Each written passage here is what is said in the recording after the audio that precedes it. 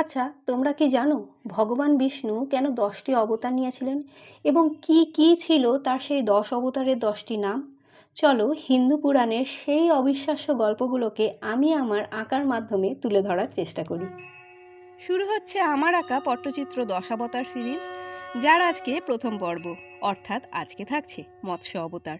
তো কি হয়েছিল, একদিন এক রাজা নদীতে জল অর্ঘ্য দিচ্ছিলেন। হঠাৎ তার হাতে তালুতে উঠে এলো একটি ছোট্ট মাছ, যে কিনা মিনতি করে বলল, হে রাজন, আমাকে বাঁচান। রাজা মনু তখন দয়া করে মাছটিকে তার কমণ্ডলুতে রাখলেন।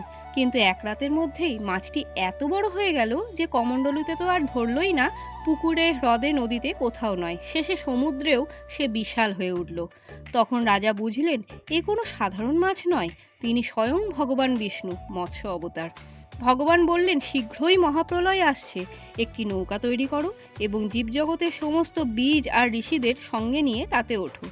প্রলয়ের দিন মৎস্য অবতার নিজের শিঙে সেই নৌকোটিকে বেঁধে উত্তাল সমুদ্র পেরিয়ে নতুন সৃষ্টির সূচনা করলেন।